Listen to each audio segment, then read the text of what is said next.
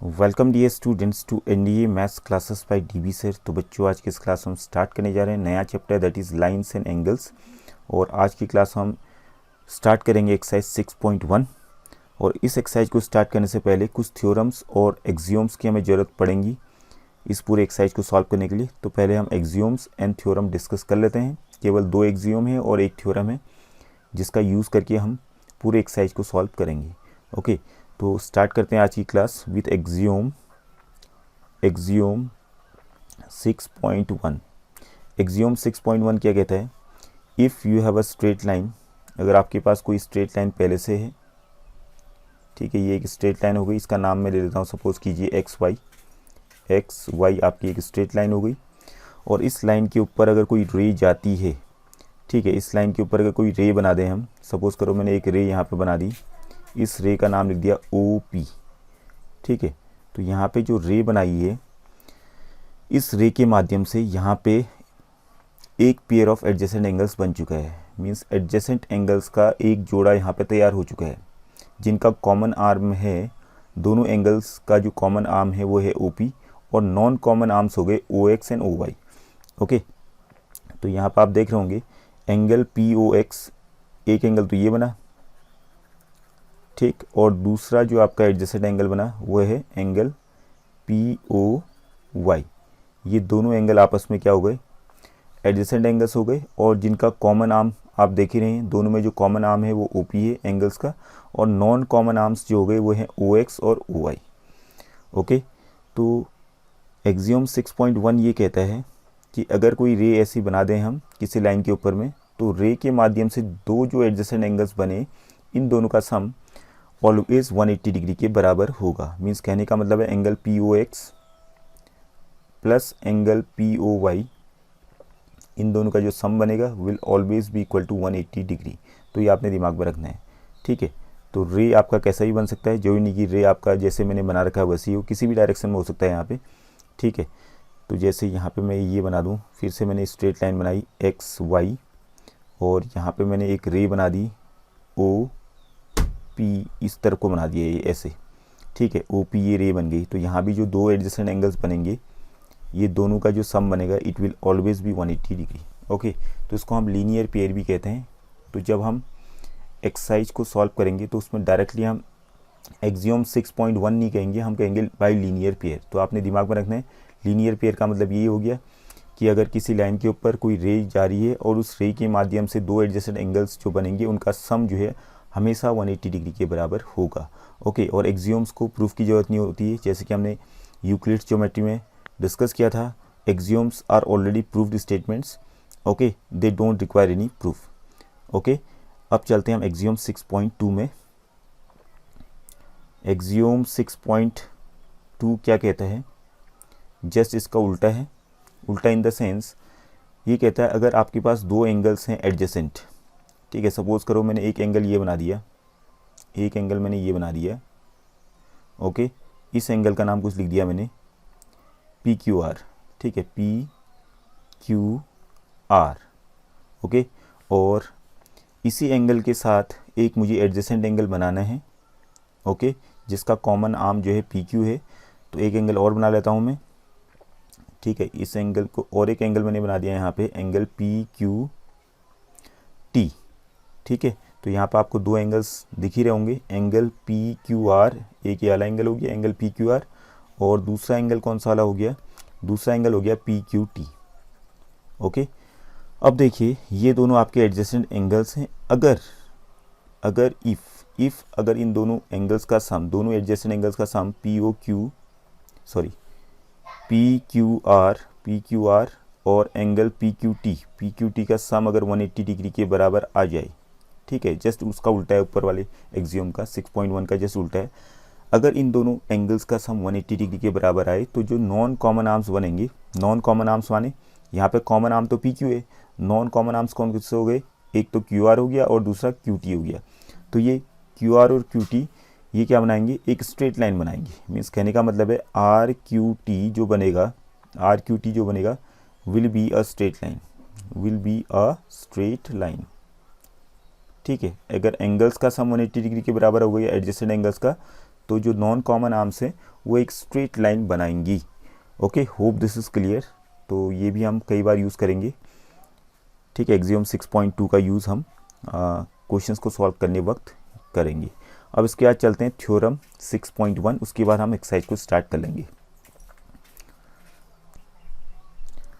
अब देखिए आप थ्योरम 6.1।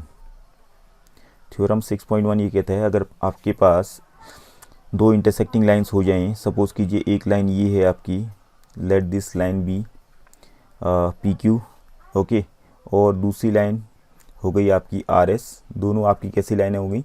इंटरसेक्टिंग लाइंस, ठीक है। दोनों एक दूसरे को कहाँ पे?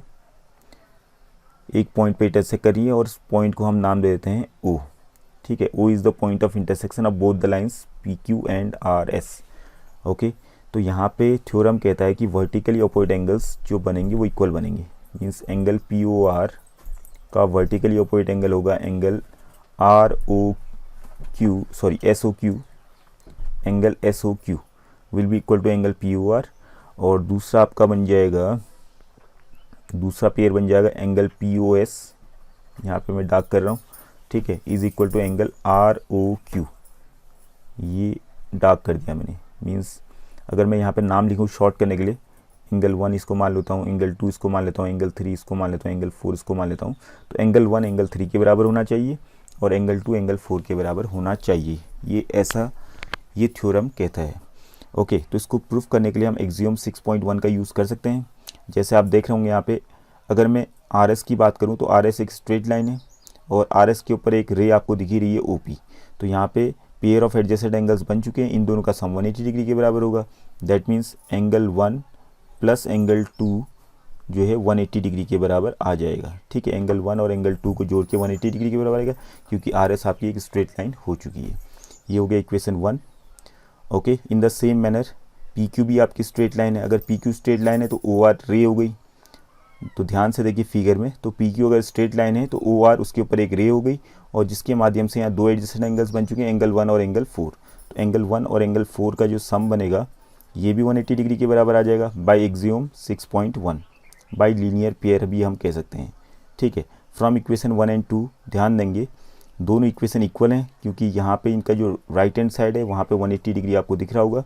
सो from equation 1 and 2 we can write angle 1 plus angle 2 will be equal to angle 1 plus angle 4, okay. तो एंगल 1 से एंगल 1 कैंसिल हो जाएगा, दोनों इक्वल हैं।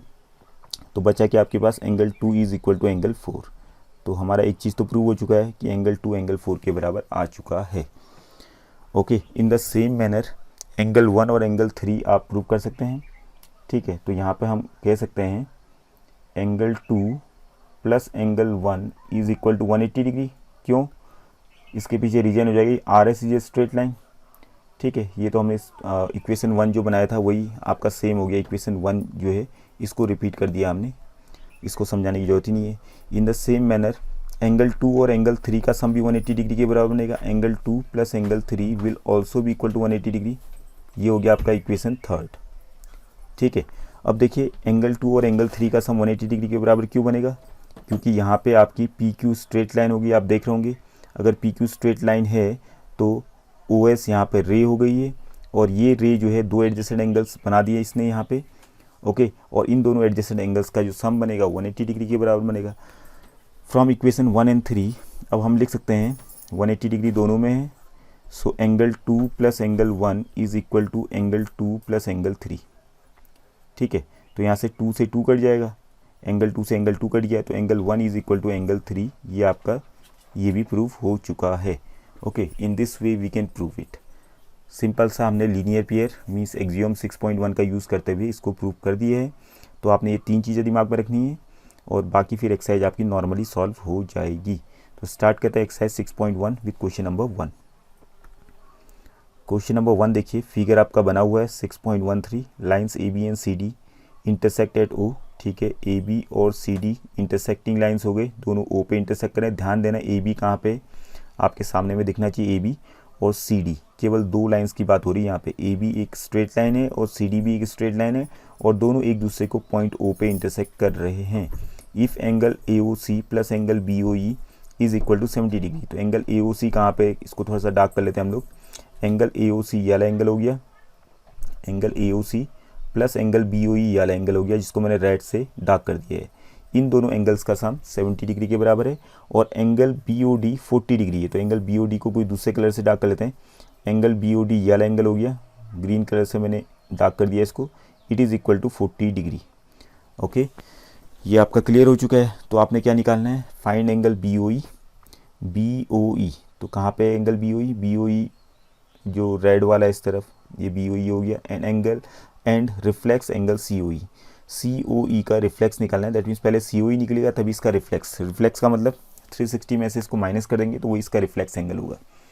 ओके, तो यहाँ पे सबसे पहले तो हम एंगल बी ओ डी यहाँ पे गिवन है, angle B O D is equal to 40 degree है। अगर ये 40 डिग्री होगा तो यहाँ पे जो एंगल ए ओ सी बनेगा, A O C will also be angle B O D के बराबर आएगा, जो कि 40 डिग्री के बराबर होगा। वाई, इसके पीछे रीजन लिख दिया, वर्टिकली अपोजिट एंगल्स। जैसे कि हमने अभी भी डिस्कस किया था कि वर्टिकली अपोजिट एंगल्स इक्वल होते हैं।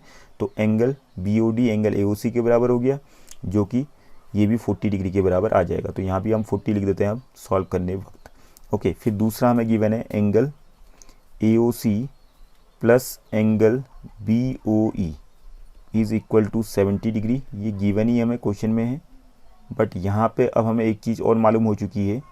ठीक है, यहाँ पे हमें एक चीज़ क्या मालूम हो चुकी है, एंगल यहाँ पे ए ओ सी हमारा निकल चुका है। ए ओ सी की वैल्यू जो है 40 डिग्री के बराबर आ गई है इससे पहले वाली लाइन पे। तो एंगल ए ओ सी को हटा देते हैं, इसकी जगह पर हमने लिख दिया 40 degree plus angle B O E is equal to 70 degree. Okay, तो 40 डिग्री को उस तरफ भेजिए तो एंगल बी ओ ई आपका आ जाएगा, angle B O E will be equal to 70 degree minus 40 degree, that is 30 degree. Okay, तो एंगल बी ओ ई तो आ चुका है। एंगल बी ओ ई हमने फाइंड करना था, तो एक एंगल तो निकल चुका है। और एंगल सी ओ ई का रिफ्लेक्स निकालना है, तो पहले सी ओ ई निकालना पड़ेगा। तो एंगल सी ओ ई निकालने के लिए, एंगल सी ओ ई निकालने के लिए फिर से आप लीनियर पेयर का यहाँ पे यूज़ कर दीजिए। ठीक है, तो यहाँ पे लीनियर पेयर का यूज़ करेंगे तो देखिए ए बी आपकी एक स्ट्रेट लाइन हो गई, और आप ओ सी को अगर हम एक रे मानते हैं तो angle A O C plus angle C O B या angle B O C is equal to 180 degree बनेगा by linear pair. L P short में लिख दिया हमने, एल पी माने लीनियर पेयर हो जाएगा। ठीक है, एंगल ए ओ सी तो हमें मालूम ही है। एंगल ए ओ सी कितना था हमारा, angle A O C was 40 degree plus angle B O C को थोड़ा सा तोड़ के लिख दो। एंगल बी ओ सी देखिए आप ध्यानपूर्वक यहाँ पे फिगर में अगर देखेंगे तो क्लियर हो जाएगा। एंगल बी ओ सी के अंदर जो है दो एंगल्स हैं, angle C O E plus angle B O E. तो इसको हम angle C O E plus angle B O E में तोड़ देते हैं, C O E plus angle B O E, क्योंकि एंगल सी ओ ई और बी ओ ई को जोड़ करके बना है आपका एंगल बी ओ सी। ठीक है, is equal to 180 degree. Figure को देखिए आपका क्लियर हो जाएगा। एंगल बी ओ सी के अंदर दो एंगल हो गए। ठीक है, एक तो एंगल सी ओ ई है, दूसरा एंगल बी ओ ई है। अब यहाँ पे एंगल बी ओ ई हमने पहले ही निकाल रखा है नीचे में 30 डिग्री, इससे पहले हमने निकाल रखा था। तो यहाँ पे पुटअप कर देते हैं 40 degree plus angle C O E plus B O ई की जगह पे 30 डिग्री लिख दिया इक्वल टू 180 डिग्री। अब इसको फर्दर सॉल्व करेंगे तो 70 degree plus angle C O E is equal to 180 degree. Okay, और फिर यहाँ से सॉल्व करके एंगल सी ओ ई कितना आ जाएगा, angle C O E you will get 70 को उस तरफ बीजिए, 180 माइनस 70 110 डिग्री। तो ये तो एंगल सी ओ ई आ गया। और हमने इसका रिफ्लेक्स निकालना था, तो reflex of angle C O E का जो रिफ्लेक्स बनेगा वो बनेगा 360 में से इसी एंगल को हम घटा देंगे, एंगल सी ओ ई को। ठीक है, reflex of angle C O E will be 360 degree minus angle C O E. तो रिफ्लेक्स एंगल आपको मालूम ही है, दो ऐसे एंगल्स जिनका सम 360 डिग्री के बराबर आता हो। ठीक है, जैसे आपको सप्लीमेंट्री एंगल्स जिनका सम 180 डिग्री के बराबर हो, और कॉम्प्लीमेंट्री एंगल्स जिनका सम जो है 90 डिग्री के बराबर हो। तो रिफ्लेक्स एंगल्स एक एंगल्स का ऐसा पेयर होता है जिनका सम करके 360 डिग्री के बराबर आए। तो एंगल सी ओ ई का रिफ्लेक्स निकालने के लिए मुझे 360 में से इसी को घटाना पड़ेगा। ठीक है, तो 360 डिग्री माइनस 110 डिग्री घटा देंगे तो what will get 250 degree. Okay, hope this is clear. तो आज की क्लास में इतना ही डिस्कस करेंगे हम लोग। In the next class will proceed with the next जो सेट ऑफ क्वेश्चंस है। ओके, सो आज की क्लास में इतना ही। Thank you for today's class.